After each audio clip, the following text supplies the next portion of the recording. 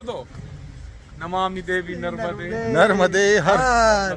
साथियों, आज हम लोग जा रहे हैं, एक स्थान है यहाँ पर भीमबेटका और पांडव के द्वारा बनाया गया एक मंदिर जिसको भोजपुर कहते हैं। भोजपुर मंदिर जो कि दुनिया के सबसे बड़े शंकर भगवान का मंदिर है।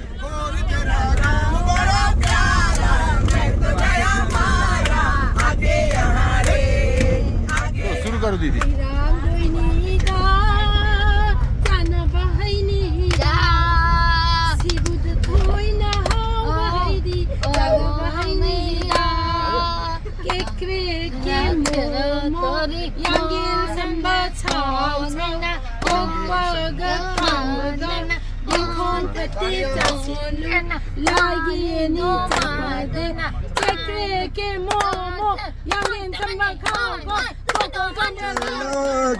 राजस्थान लोग कर पीने के। साथियों, हम हैं भोपाल में और पिछले 13 तारीख से यहीं पर भोपाल का आनंद ले रहे हैं। आज उसी कड़ी में एक बहुत ही प्रसिद्ध और प्राचीन मंदिर, भोजपुर का मंदिर, शिव मंदिर, भगवान शिव की एक बहुत ही विशाल प्रतिमा इस मंदिर में है। और इस मंदिर के लिए कहा जाता है कि ये मंदिर पांडव के द्वारा बनवाया गया था और उनका ऐसा मानना था कि रातों रात इस मंदिर को बनवाना है। उनकी ऐसा संकल्प था, लेकिन रात में मंदिर बन नहीं पाया, अधूरा रहा। तो ऐसा ही मंदिर अधूरा छोड़ के वो आगे चले गए। फिर भारतीय पुरातत्व विभाग द्वारा ऐसा बताया गया कि राजा भोज ने इस मंदिर को बनवाया था।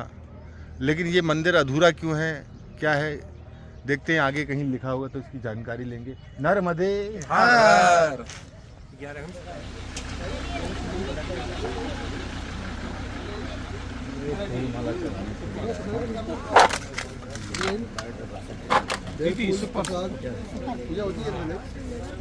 हमने तो मणिपुर में गा दिया।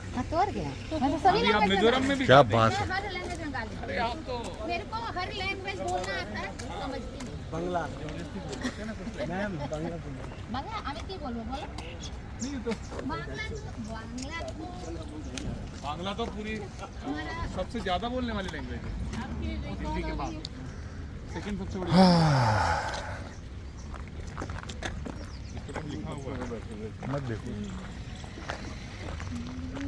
क्या लोकेशन है यार। शिव मंदिर बहुत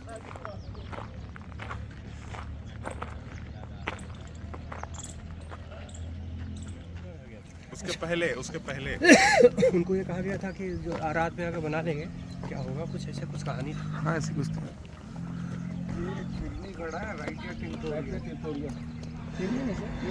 इंद्रजा बोलते हैं या वो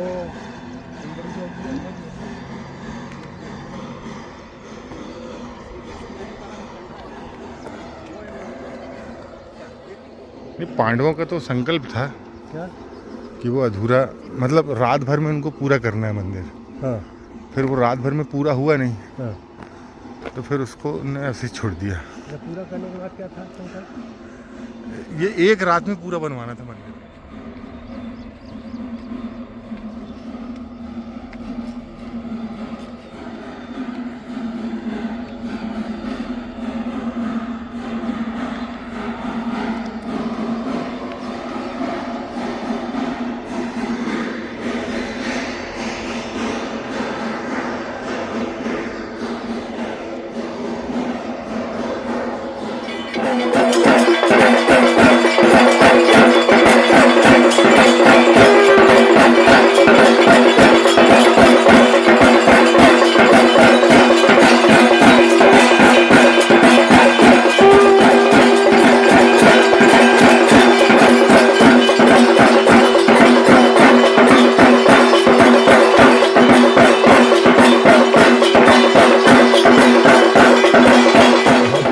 लगभग 32 किलोमीटर दूर यह ऐतिहासिक स्थल, जिसे कि हम भोजपुर के नाम से जानते हैं, भगवान शिव की विश्व की सबसे ऊंची प्रतिमा इसी मंदिर में स्थापित है और हमारे लिए सौभाग्य है कि आज हम इस भोजपुर के दर्शन कर रहे हैं। सन 1100 ईस्वी, लगभग 1000 से भी ज़्यादा वर्ष पुराना यह मंदिर और इसका यह स्ट्रक्चर, ये बड़े बड़े खंबे। आइए देखते हैं।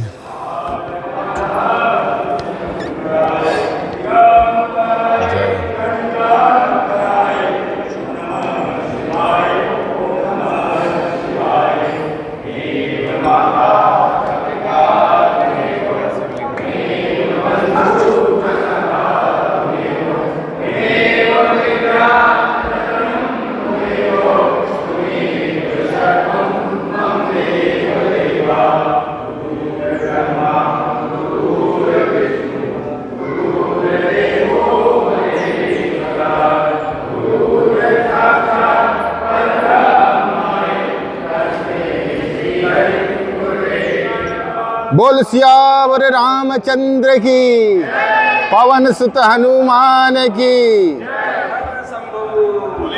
बोल नर्मदा मैया की, हर हर महादेव, नर्मदे हर।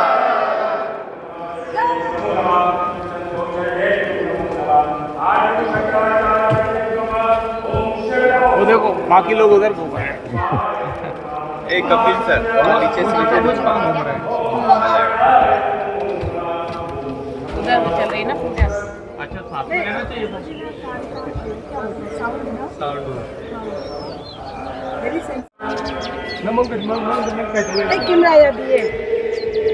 जय भोलेनाथ। नर्मदे हर। अच्छा, हम नहीं है इस पे। आ जाओ।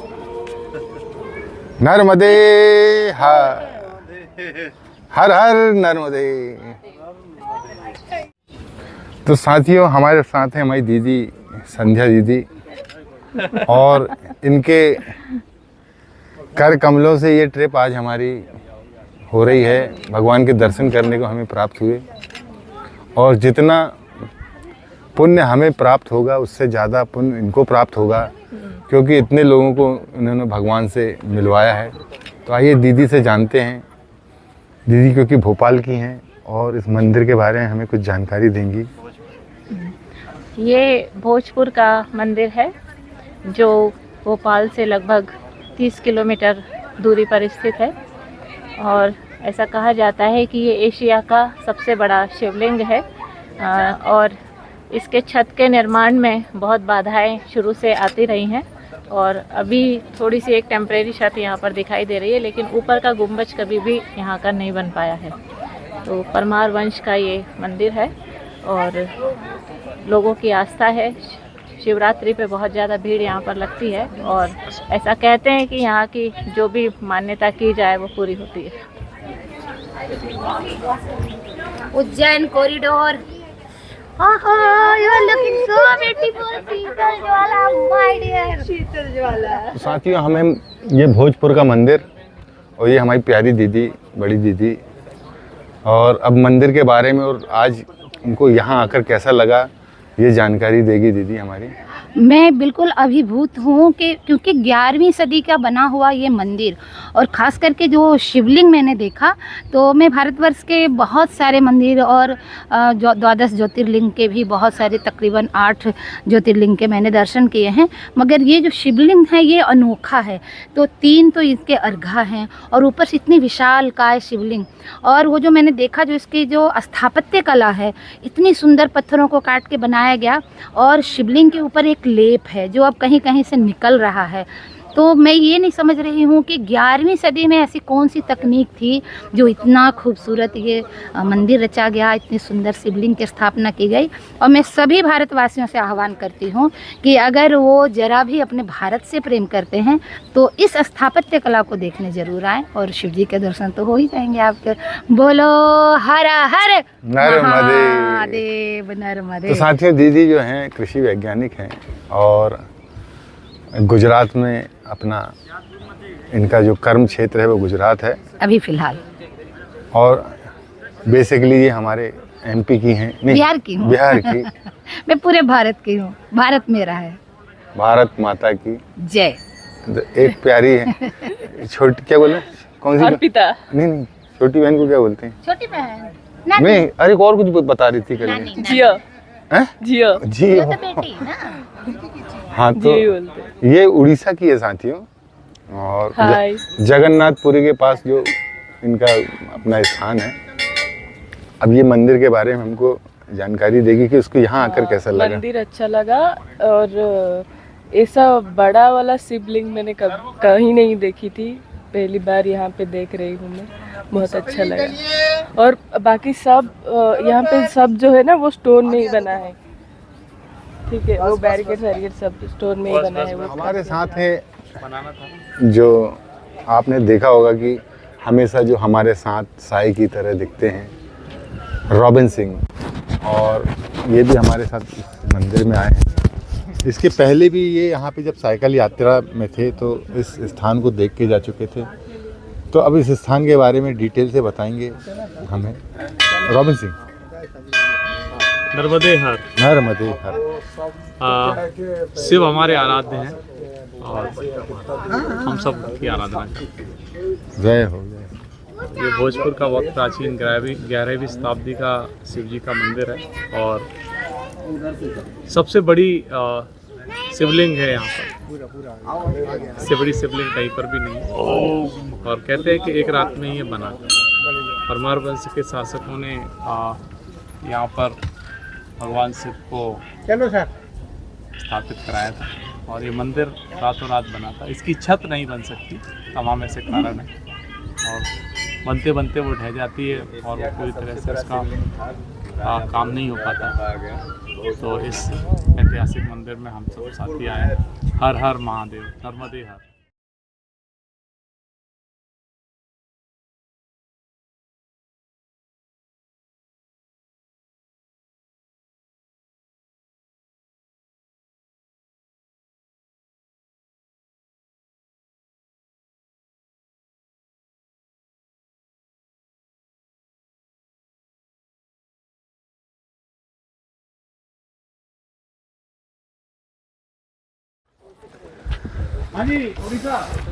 तो साथ ही हम पहुंच चुके हैं भीम बेट का, मतलब भीम जहां बैठे थे ऐसा इसका अर्थ निकलता है, भावार्थ।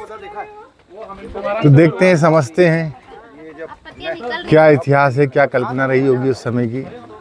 और ये बड़ी बड़ी पहाड़ियां, बड़े बड़े पत्थर जिनको तराशा गया है, ऐसा कुछ लग रहा है। आइए सर, बैनर उधर ही पकड़ो, उधर वो बैनर इसको। हाँ लिए रहो ना हाथ में, लिए रहो, वो टूल्स है उनको। गो गो गो, फर्स्ट गो।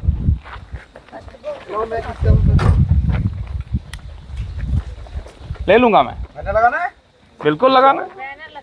लगाना ना मेरा पहचान। बोलो भारत माता की। थोड़ी जोर से आवाज आना चाहिए।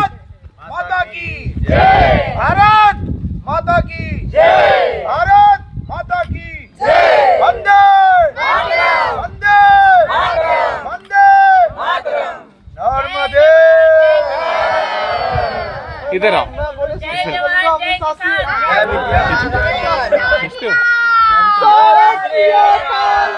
हरे हरे महादेव। तो साथियों, हम मध्य प्रदेश के एक बहुत महत्वपूर्ण स्थान में हैं, और हमारे साथ जो सभी लोग हैं यहाँ पे पूरे भारत के सारे स्थानों के विभिन्न प्रांतों के लोग हैं। तो हम सभी से पूछते हैं वो किस किस प्रांत से आए हैं, ताकि आप लोगों को भी पता चले कि भारत किस तरह से एकता में रहता है, एकता के साथ रहता है। तो सबसे पहले हमारे भाई हैं, अपना नाम भी बताइए। मैं Purushottam Kumar from Begusarai Bihar. Doctor Indira Devi Manipur. Agnes Gudiya Jharkhand. Robin Singh Uttar Pradesh. BL Malaiya Madhya Pradesh. Arpita from Odisha. Monika Sachdeva from Delhi. Vishnu Murari Yadav Banka Bihar से। Sunil Dubey from Rajasthan. Shivika from Bhopal. Ritu Srivastava from Uttar Pradesh. Nisha Singh from Chhattisgarh. Shiv Kumar Pandey Uttar Pradesh. Kanaklata, जन्मभूमि बिहार, कर्मभूमि अभी गुजरात। एमएन सिंह, कर्मभूमि छत्तीसगढ़, फ्रॉम यूपी, छत्तीसगढ़िया सबले बढ़िया। बढ़िया एकदम। संजीव सिन्हा दिल्ली। सोनम मिश्रा बिहार। शेखर सरभाई दिल्ली। संध्या वर्मा मध्य प्रदेश। डॉक्टर विवेकानंद बिहार से। मैंने भी बिहार फ्रॉम अरुणाचल प्रदेश। एसके सिंह उत्तर प्रदेश। पवनम जो Chandra from Manipur. Arya Jajoo from Arunachal Pradesh. Aryan innovator from Uttar Pradesh. Dharmendra Kumar Prayagraj Uttar Pradesh. Amanpreet Singh Punjab से। ਰਾਜਕੁਮਾਰ ਉੜੀਸਾ ਸੇ। ਅਸੀਂ ਪੰਜਾਬ ਤੋਂ ਆ ਜੀ, ਇੱਥੇ ਮੱਧ ਪ੍ਰਦੇਸ਼ ਆਏ ਹੋਏ ਆ ਤੇ ਜਿੱਦਾਂ ਪੰਜਾਬ ਦੇ ਵਿੱਚ ਕੌਰਵਾਂ ਦੀਆਂ ਗੁਫਾਵਾਂ ਆ, ਉਸੇ ਤਰ੍ਹਾਂ ਇੱਥੇ ਵੀ ਕੌਰਵਾਂ ਦੀਆਂ ਗੁਫਾਵਾਂ ਆ। ਸੋ ਇਹ ਮਿੱਟੀ ਇੱਕ ਦੂਜੇ ਨਾਲ ਜੁੜੀ ਹੋਈ ਆ ਮੱਧ ਪ੍ਰਦੇਸ਼ ਦੇ ਵਿੱਚ। ਮੱਧ ਪ੍ਰदेश ਦੇ ਵਿੱਚ नर्मदे।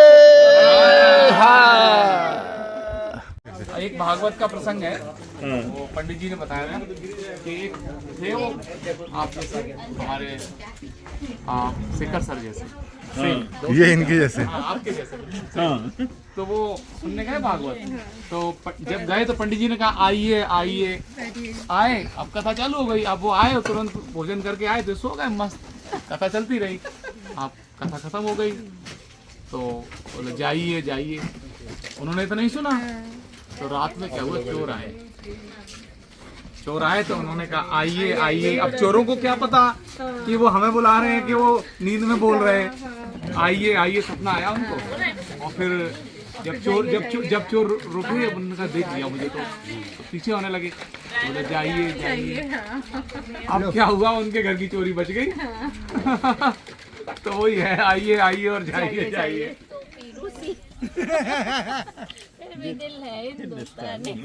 तो देखिए, ये है हमारी प्यारी प्यारी दीदी। और जब आप हंसते रहते हैं, खिलखिलाते रहते हैं, मन में किसी प्रकार का स्ट्रेस नहीं रखते हैं, तो आप अधिक उम्र में भी ऐसे दिखते हैं। अधिक उम्र में ये बहुत बड़ी चोट करी आपकी। ये आप तो सिर्फ जाओ, नहीं बोलना। आपने उम्र कैसे बढ़ा दी, अभी तो उम्र डाउन हो। मैं तो 30 से ऊपर हुई नहीं। आप तो 23 या 26 के बीच की। 30 हो गई। इतना भी कम नहीं कर रही। 30 हो गई। मैं तो बोलती हूँ कि 30 years of experience। उम्र 30 साल और 20 साल का एक्सपीरियंस। तो देखिए, ऐसे ही मस्ती करते हुए, आनंद लेते हुए आज हम अपने सफ़र को शुरू कर रहे हैं। इनोवेटर से बंजारा कर दिया। इनोवेटर है ना। और यही आनंद टीम का, और दीदी ने टीम बना के रखी है और टीम को जोड़ के रखा है, तो इतने बड़े बड़े आयोजन को संपन्न करती हैं। और ये इस जगह का इतिहास भीमबेटका के शैल चित्रों एवं डॉक्टर विष्णुधर वाणकर द्वारा सन 1900। साथ ही इसकी फ़ोटो ले लेते हैं। और ये देखिए, ये प्राकृतिक रूप से यहाँ पर प्राकृतिक रंगों से ये चित्रकारी इन शिलाओं पर की गई है। और ये दर्शाती हैं कि चित्रकारी हमारे यहाँ बहुत पहले से प्रचलित है। तो ये हिरणों को दर्शाया गया है क्योंकि ये वन्य है, और यहाँ पर वन्य जीवों को दर्शाया गया, कौन कौन से जीव इस स्थान पर होते रहे होंगे। ये देखिए, मानव स्वरूप यहाँ पर बनाया गया है।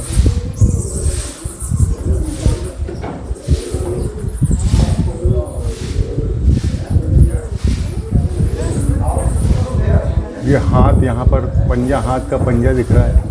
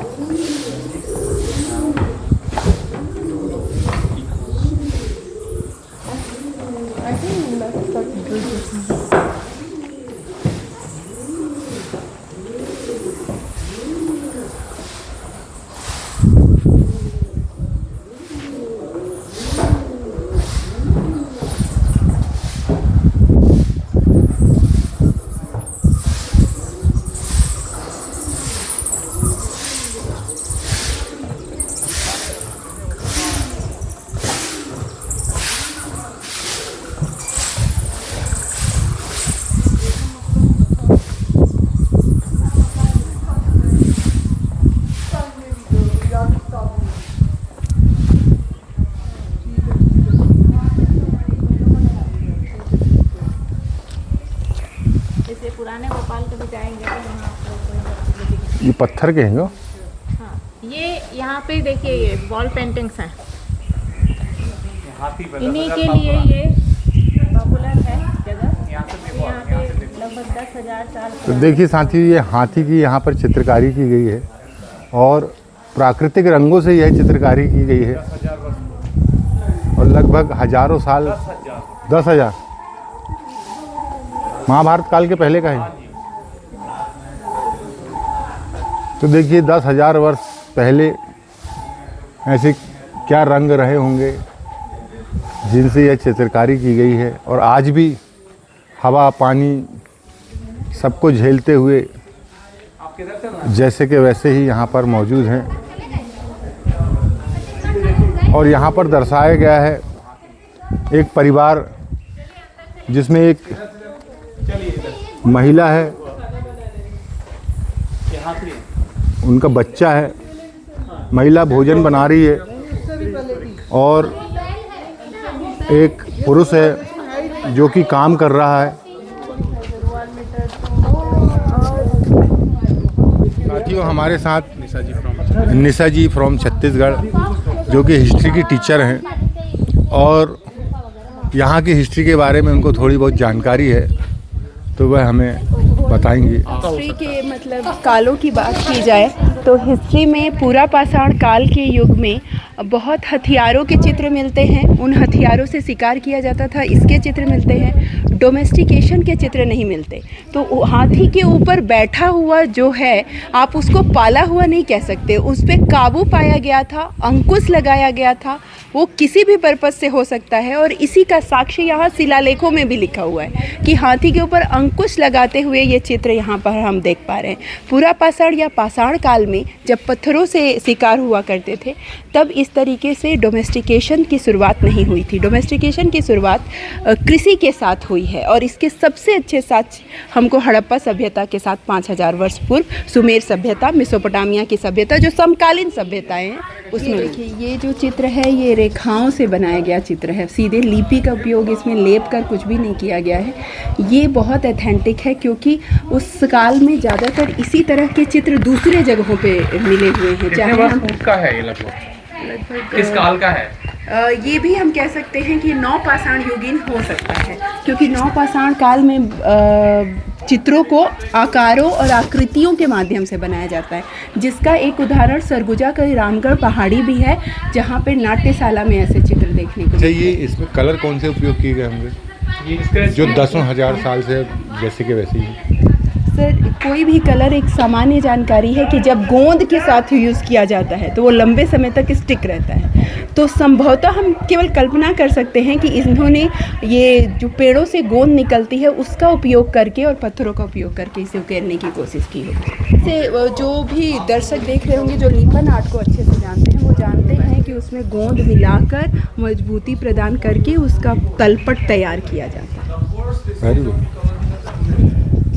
नर्मदे sir, The succession is explicitly visible here. And there are also These are the lichens. and there are also pollution indicators, ना sir? Yes, yes. जहाँ पर नहीं अगर होगा, एयर वही पोल्यूशन होंगे। होगा, सल्फर ऑक्साइड्स और नाइट्रोजन के वही ऑक्साइड्स, exist नहीं वहाँ करेंगे। पर लाइकेन सबसे पहले गायब होगा, सेंसिटिव। बट ये एक्सपोज्ड रॉक्स हैं, खुली चट्टान है, तो यहाँ पर आप देखो ये लाइकेन्स का जो ग्राउंड बन रहा है, ये है ना स्पष्ट रूप से।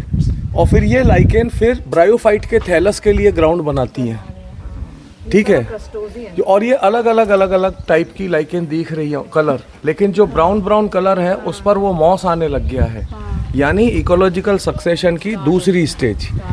और सबसे बड़ी बात, इन छेदों को आप देखो, यहाँ जो गोल गोल ऐसे गड्ढे आपको दिख रहे हैं, इसका क्या मतलब है? पत्थर निकले इसमें?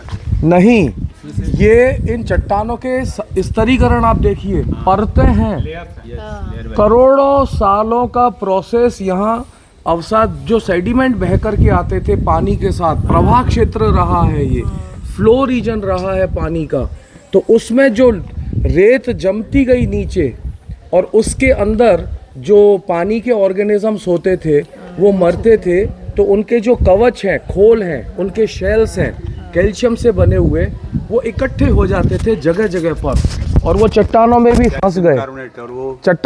फंस गए, जहाँ पर जितना जितना माल था, और फिर जब ये चट्टानें भूगर्भीय हलचल से ऊपर उठी तो ये पहाड़ के रूप में ऊपर आ गया। ये तल था, ये पहले बेस था, फ्लोर था, ocean floor, river flow region. अब फिर ये एक्सपोज पहाड़ हुआ, इसकी लेयर है देखिए। अब ये गोल गोल क्या था, ये जो कैल्शियम भरा भरा था ना जगह जगह, वो पानी से घुल घुल करके निकल गया। तो ये उसके खाली पॉकेट्स हैं। अच्छा, दूसरी चीज़ ये कि ये जो पॉकेट्स हैं कई जगह आपको दिखाई देंगे। एपिस डॉर्सेटा बड़ी मधुमक्खी है, एपिस डॉर्सेटा, उसके जो लटकती हुई बिल्डिंग से या चट्टानों से लटकते हुए अपने छत्ते बनाती है, उसके लिए ये जगह एरिया बहुत अच्छा मुफीद है, उनके लिए बहुत अच्छा साइट है अपने छत्ते लटकते बनाने का। ये इन चट्टानों के आप लेयरिंग आप देखिए, कभी इनमें आयरन का कंटेंट बढ़ रहा है, कभी इनमें प्योर सैंड का कंटेंट बढ़ रहा है। इनकी बेंडिंग आप देखिए, ठीक। और दूसरे फिर मिनरल कहीं कहीं पर मैग्नीशियम, मैंगनीज, ठीक है, कहीं कार्बनिक पदार्थ, जंगल भी रहा होगा, फिर वो भी दबा। तो बैंड्स का कलर आप देखो और पॉकेट्स आप देखो, और उसके साथ में अगर आप देखना चाहो तो ऊपर जो वो वृक्ष है उनकी जड़ें चट्टानों की दरारों में से कैसे अपनी पकड़ बनाती हैं, वो वहाँ आपको दिखाई देता है। अब आप ये चीज़ सोचिए। अब एक रोचक चीज़ और बता देता हूँ, इतनी ऊंचाई पे इस पहाड़ पे इस पत्थर में ये वृक्ष जिंदा कैसे है? ग्रेविटी के अगेंस्ट इसको पानी और न्यूट्रिएंट कैसे पहुँच रहा है? ये वहाँ जिंदा कैसे है? हमेशा ध्यान रखें, वेजिटेशन कोई भी प्लांट्स होते हैं छोटे से बड़े, उनकी जड़ों के साथ माइकोराइजा का एसोसिएशन होता है। माइकोराइजा माने एल्गी फंगाई का मिक्सचर। वो माइकोराइजा हर प्लांट की जड़ के साथ में अलग अलग टाइप के होते हैं।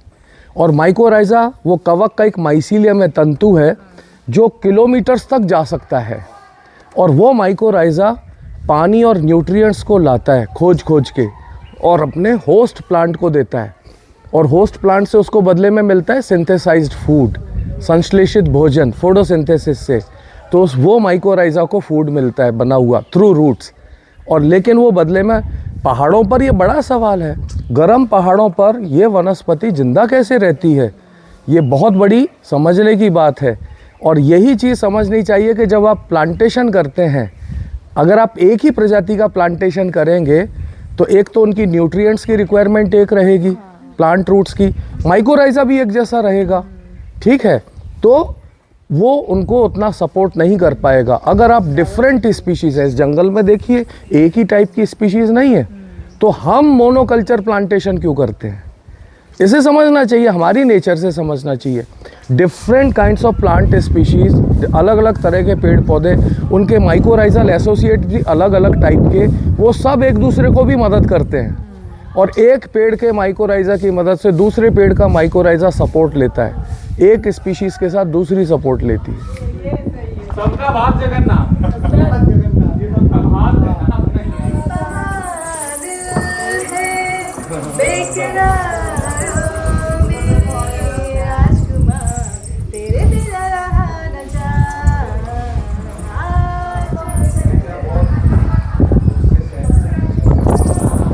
या फिर दीप जलाने के लिए हो?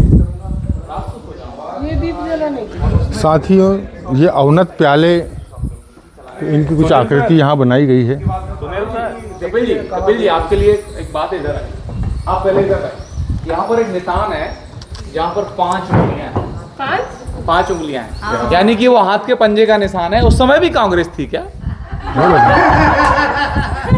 और दूसरी बात, अगर थी तो कमल का फूल कहाँ है?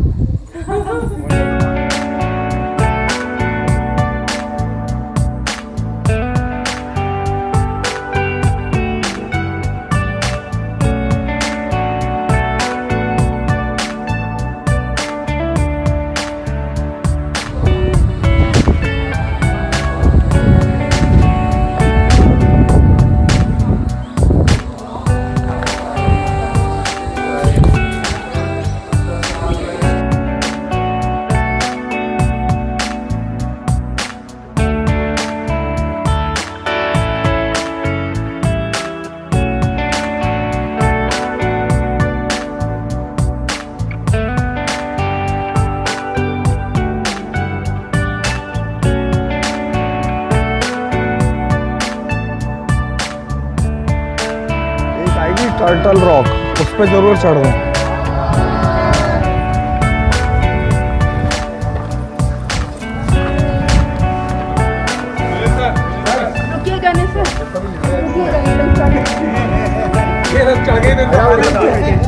हाँ ये देखिए, ये सर पे सवार लोग हैं। कपिल जी, आगे आपका। आगे आप। मैं मिमिक्री करता हूँ। फोटो भी है, वीडियो भी है। बोलिए कपिल जी, कुछ ये देखिए सर रुको, एक सेकंड, इधर आओ। रुको, पूरी झूम चल रही है उसमें, देखना। आप ये ले लो, ये ले लो, इसे ले लो, कुछ भी ले लो, ठीक है। ये ऊपर से एंट्री मार रही है, ध्यान रखना। तो गया ये। अच्छा, ये ऊपर है, ये नया छत हाँ है, अबेंडन पुराना सूख गया, अभी इसमें से खाली हो हाँ, गई। ये रही, ये हाँ, ये एक्टिव है, ये एक्टिव है, वो एक्टिव है, बिल्कुल ताजा। हाँ, ताजा। कौन सा एक्टिव? ये वाला जिसपे घूम रही है, ये वाला एक्टिव 1 2, ये रहा 3, ये लेटेस्ट है अभी। अच्छा, ये पूरे को चिपका करके एंट्री ऊपर से इनकी एक जगह से। पत्ते भी अपने से तोड़ती हैं नहीं, बनाना? मोड़ती जाती हैं अपने लार से, इसको चिपकाती जाती है। और आप तरीका देखोगे ना तो ऐसे जैसे हम लोग सिलाई कढ़ाई बुनाई करते हैं, सिर्फ वैसे ही। मैंने गोवा के जंगलों में देखी है, राजस्थान में देखी है, बिहार, झारखंड, वहाँ भी देखी है, ठीक है। अभी तो ये हम पहली बार देख रहे हैं। नीम के पत्ते चिपका करके ऐसे घोंसले बनाए हैं। ये वीवर आंट है, वीवर आंट, जो पेड़ के पत्तों को चिपका करके और पत्तों को चिपका करके वो अपने छत्ते घर बनाती हैं। तो वो अपनी लार से इनको चिपकाती जाती हैं, ठीक है। तो पत्तों को मोड़ करके कितना भी बड़ा पत्ता हो, इवन नीम का पत्ता है, नींबू का पत्ता है, अचार का यानी चिरौंजी, बुकनेनिया लेंजन, उसका पत्ता है, महुए का पत्ता है,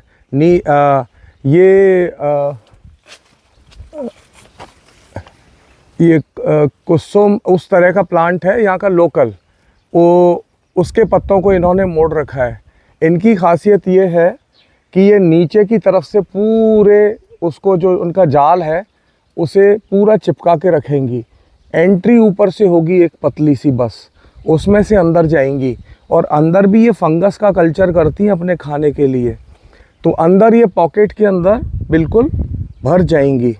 अब मज़े की बात ये देखें कि इसमें थर्मो रेगुलेशन कैसे होता है, क्योंकि यहाँ हवा चल रही है, यहाँ गर्मी है, अप्रैल मई तक, जून तक, मिड जून तक यहाँ भीषण गर्मी पड़ेगी, तो ये सस्टेन कैसे करेगी।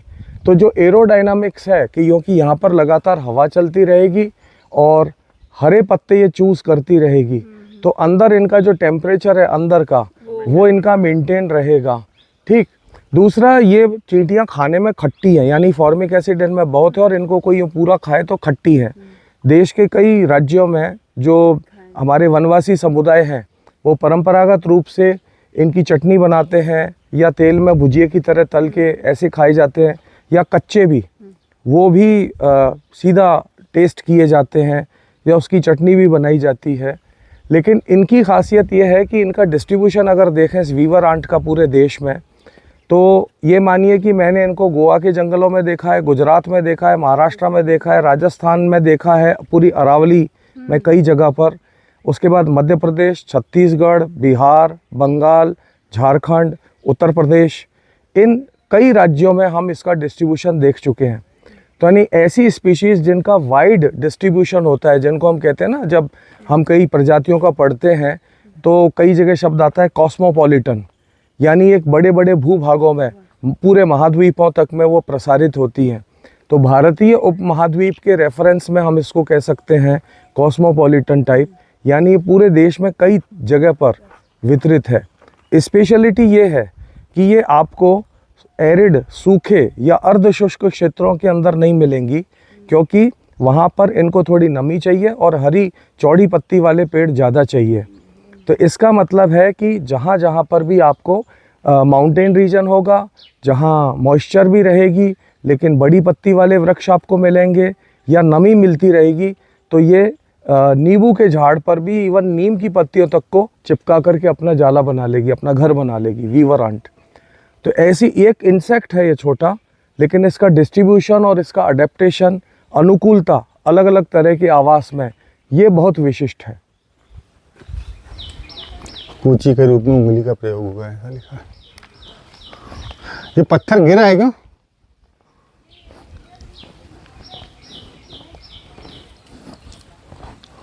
गजब, अरे बिल्कुल। ये टर्माइट हिल है, ये टर्माइट हिल है, यानी दीमकों की बाम्बी, यानी दीमक के अंदर इसमें अपना घर बना रही है और जैसे जैसे वो उस मिट्टी को बाहर निकालेंगी अपना घर में स्पेस के लिए चैम्बर बनाएंगी, टनल बनाएंगी एक से एक जुड़ती हुई, तो ये बाहर उस मिट्टी को निकालती जाएंगी। और जो इनकी रानी दीमक है वो अंदर सबसे सुरक्षित जगह बड़े टनल में वो वहाँ रहेगी, जो प्रजनन वो करती रहेगी, अंडे देते रहेगी।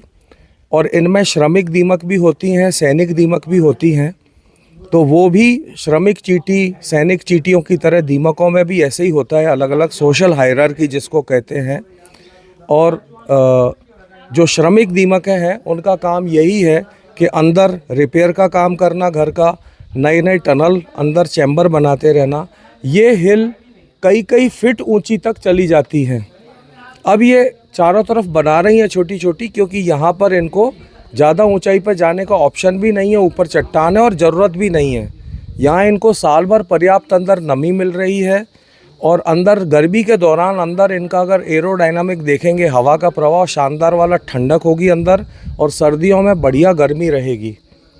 और सबसे बड़ी बात जो हम मानते हैं कि सांप की बाम्बी, और बताया भी जाता है कहीं कहीं पिक्चरों में कि सांप बाम्बी में घुस रहा है, वो बाम्बी सांप की नहीं होती है। वो कभी भी अपना कोई बिल नहीं बना सकते। वो दीमकों की बाम्बी जो पुरानी हो जाती हैं, वो खाली करके चली गई, वो उनमें घुस जाते हैं। और यहाँ दीमकों की बाम्बी है तो इस जंगल में कह सकते हैं, यदि प्रमाण तो ढूंढना पड़ेगा, लेकिन चींटीखोर, पेंगोलिन, स्केली आंटीटर जो एक छोटा स्तनधारी जंतु है, वो भी उसका वितरण इस क्षेत्र में, इस जंगल में हो सकता है, जिसको दीमकों में बाम्बी में अपनी लंबी ज़बान को वो अंदर भेजता है और उससे चिपका करके दीमकें बाहर वो निकाल लेता है। तो ये टर्माइट हिल है, दीमक की बाम्बी। देखिए साथियों, यहाँ पर भी ये चित्र उकेरे गए हैं। हाथी, हिरन, गाय, इंसान, जानवर, बकरी, घोड़े, यहाँ पर सभी प्रकार के जानवर बनाए गए हैं और ये आदि मानव के द्वारा यहाँ पर निर्मित है।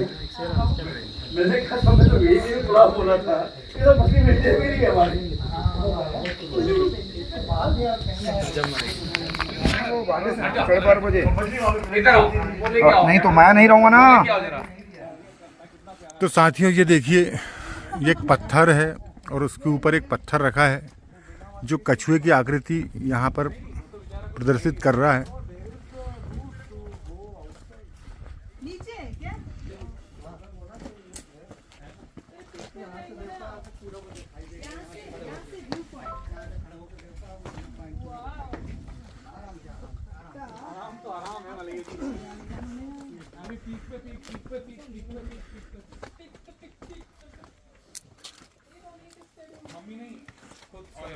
ये कच्चा पत्थर,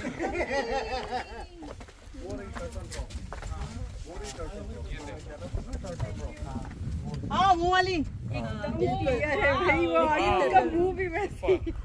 समंदर की लड़की पहाड़ों में आ गई। मछली जल की रानी है, लेकिन यहाँ तो शेरनी बन के घूम रही है। ये कच्छप रॉक देखो, बिल्कुल कछुए की आकृति।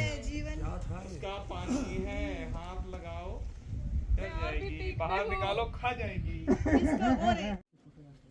या फिर ऊपर से ग्रुप की फोटो ले लो। देखो पूरा कड़ा है हमेशा, कछुआ भी देखो कड़ा है, बड़ा हो रहा।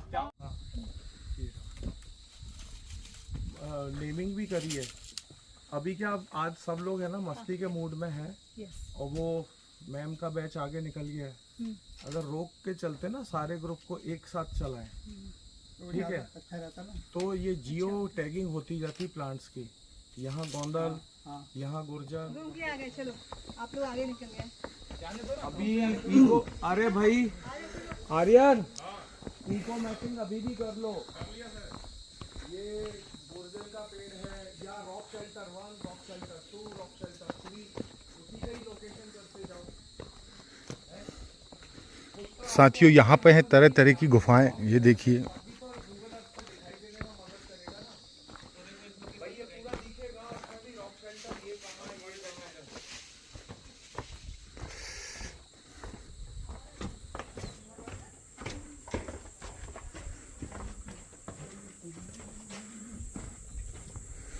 यहाँ पर सभाएं होती रही होंगी।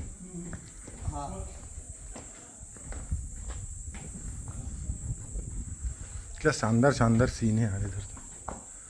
यहाँ तो शूटिंग हो जाएगी गुरु। अच्छा है ना ये।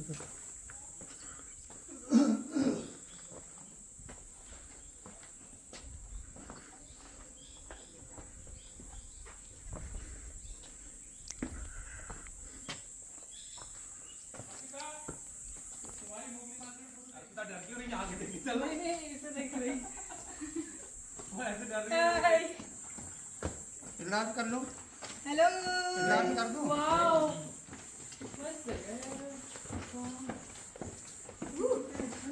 नर्मदे हर हर मधे हर। सारी नर्मदे हर। लो, ये तो बहुत अच्छा आओ नर्मदे आओ हर सब है। लोग आओ फ्रेम में आओ सर, फ्रेम में आओ, फ्रेम में। आगे आगे सर, प्रेम में आगे। नर्मदे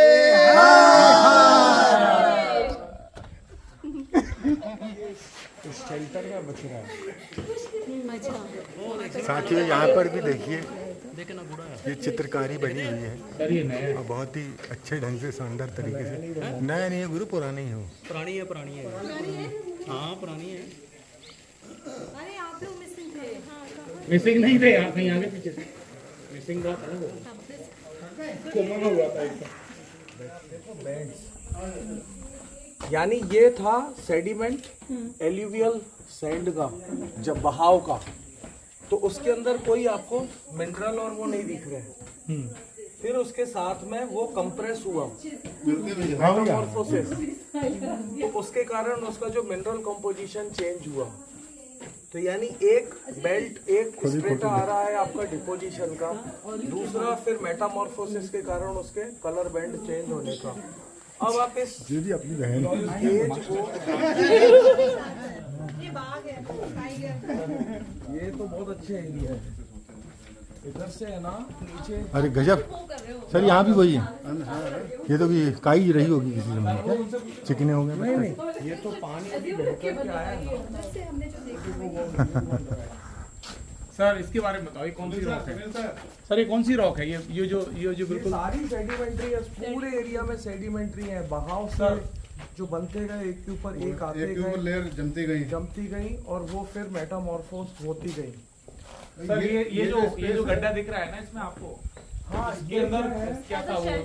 नहीं नो चूना था ना बिफोर सेडिमेंटेशन। इंसान भी बना है।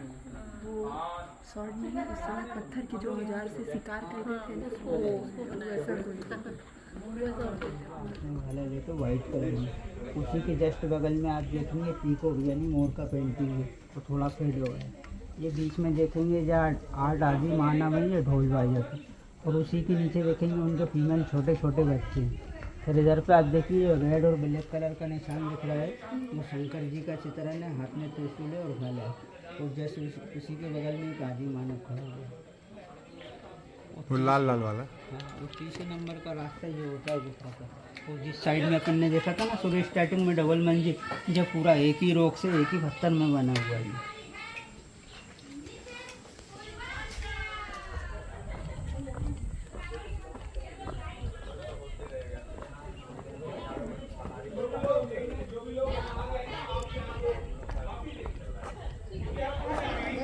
देखिए इधर बहुत मस्ती हो रही, क्या हो रहा है चलिए आके देखते हैं।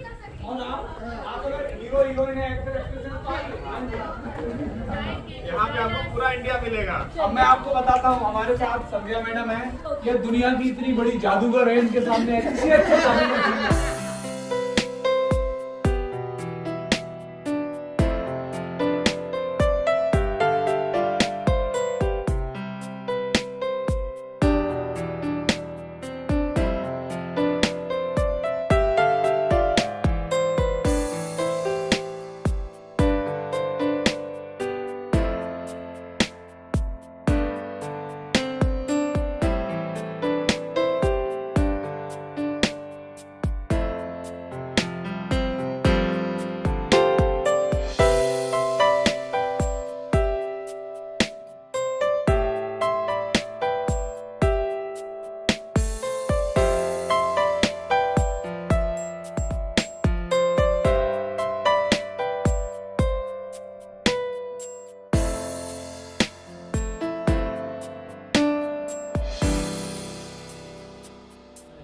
को देखा, राजा महाराजा हुए तो रिलीजियस देखा, वो लोगों ने धर्म को मानना शुरू किया। तो यहाँ पे एक परफेक्ट वॉर डिपिक्शन दिखाया गया। ये जो सेनाएं थी, नाउ दे स्टार्टेड फाइटिंग, उन्होंने लड़ाई करना शुरू किया। तो ऊपर कुछ सैनिक के हाथ में तलवार लिया हुआ अटैक करता हुआ दिखाई दे रहा है टूवर्ड देयर एनिमीज की तरफ। लेफ्ट में घोड़े का पेंटिंग है जिसका आउटलाइन रेड से डेकोरेट किया गया। तो ये सबसे अच्छी चीज़ है। बाद वाला तो आया बट पहले वालों को डिस्ट्रॉय नहीं किया, उसी कल्चर को और इन्हेंस किया और ब्यूटीफाई किया with the help of making red outline. तो इसलिए यूनेस्को का साइट बना 9 जुलाई 2003 में। ये सिविलाइजेशन आती रही, लोग आते रहे, पर दूसरे वालों ने पहले वालों को डिस्ट्रॉय नहीं किया, उसी में अपना ऐड करता चलेगा हमारा पीछे। इसलिए वर्ल्ड हेरिटेज का पार्ट है। This frame is very good. Lovely. ला गया था मैं, हाँ मैं ना आया आगे। एक जगह पे आधा सुअर को बनाया गया है, 11 व्यक्तियों को शिकार करते हुए दिखाया गया है। गौर से इस बराह के बगल में भी अगर आप देखेंगे तो बारहसिंगा का भी उन लोगों ने चित्रण किया है। तो ये पूरा यहाँ पे अभी संख्या को गिनना, चूँकि पानी और इससे ख़राब हो गया तो संभव नहीं है, लेकिन कुल 11 लोगों की संख्या यहाँ पर डिपार्टमेंट ने। ये भाला नहीं है, ये रॉक वेपन्स है। हाँ, वो जो रॉक वेपन्स हैं ऐसे। ये मेटल उसके नहीं है, मेटल के नहीं है। यहाँ देखो कोई भी सो जाए बढ़िया से। अच्छा जी, ऐसा लग नहीं रहा पत्थरों में घिस के बनाया गया ऐसे स्क्रैच करके खोरच कर करके। साथियों आदि मानव यहाँ पे रहते थे ना, अगर चीता बाघ आते तो क्या करते लोग? ये दे आर हंटिंग बहुत विपन से करते थे बहुत एनिमल्स। तो साथियों ये देखिए घोड़ा है, घोड़े में लोग बैठ के शिकार कर रहे हैं, ऐसा कुछ दर्शाया गया है। उनके कपड़े भी बना के पहनते थे। ये है ये और ये फंगस नहीं है, ये वाला पेंट है ना, ये दोनों ही पेंट। ये देखिए डिस्टेंपर वाला ये दोनों ही सेम, ये भी है। पहले पुराना है फिर बाद में नया। चलिए ये सब पुराना है, फंगस नहीं है। ये फंगस हो सकता है, लेकिन ये दोनों शायद पोता गया है, फंगस ये भी नहीं। ये क्या है वो हरा हरा लाइक डिस्टेम्पर टाइप लग रहा है। नहीं, उनका डिस्टेम्पर का ऐसा पैटर्न नहीं बनेगा। इसको आप देखो, ये थैलस बन रहा है, यानी वो अपने आप को फैला रहा है चारों दिशा में। डिस्टेम्पर के ऐसे निशान नहीं होते बाहर, और क्लोजअप लेंगे तो छोटा छोटा वो थैलस उसका फैल रहा है, ठीक है ना।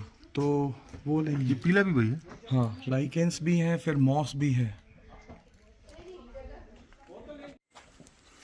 वो डांस भी हो गया। देखो ये डांस है, ये डांसेस है देख। अरे हमारे अब इसे में तो मैं डांस मेरे डांस करने थी मैं। ए दीदी ये वाला नहीं है। हाँ जी बताइए। हाँ ऐसे क्या बोल रही? म्यूजिक चला दो आप तो हम डांस कर ले। डांस वो कॉन्फ्रेंस हॉल में हम डांस करते हैं। C5। चलो जरा देखो ये डांस हम मैं आपको बता सकती हूँ कैसे डांस करते हैं। पक्का? हाँ ये वाला रे चल तो गया रे अम्मा बगल। ये तो छत्तीसगढ़ का है। नहीं झारखंड ही है। चली गुइया मतलब सहेली, फ्रेंड, ग्रुप, झारखंडी नागपुरी, फ्रेंड, नागपुरी गुइया माने फ्रेंड, सहेली, सहेली हमारे यहाँ भी बोलते हैं गुइया। जैसे आप लोग इसको बच्ची और ये कह के जा रहे हैं ना छत्तीसगढ़ में नोनी। चले बार नानी मतलब महाराष्ट्र जाओगे तो बोलेंगे।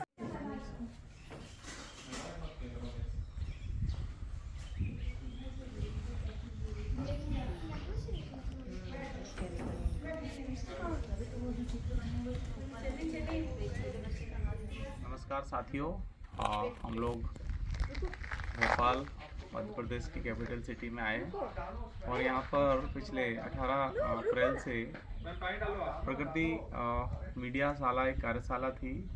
उसमें देश भर से कुछ शिक्षक और कुछ अन्य पर्यावरणविद और विज्ञान जगत से जुड़े बहुत सारे जाने माने लोग साथ में आए और ये 22 अप्रैल तक चलेगी, यानी कि कल इसका आखिरी दिन है। तो 18 अप्रैल से 22 अप्रैल तक 5 दिन की कार्यशाला है और ये अब कल पूरी होने वाली है। इसके निमित्त हम जंगल को देखने और उन सभी पर्यावरण वैज्ञानिकों के साथ जंगल के अंदर की जैव विविधता को देखने आए हैं। तो हमारे साथ बहुत सारे साथी थे और वो सब आसपास इन सब चीज़ों को देख रहे हैं। कि जंगल क्या होता है, उसके अंदर किस तरह से अन्य जीव पनपते हैं, पलते हैं। तो मेरा ये वीडियो बनाने का केवल एक ही उद्देश्य है, जंगल यदि कटेंगे तो सभी जीवों के ऊपर खतरा आएगा और जीव मनुष्य भी है। आप सबको पुनः नमस्कार, धन्यवाद, प्रणाम।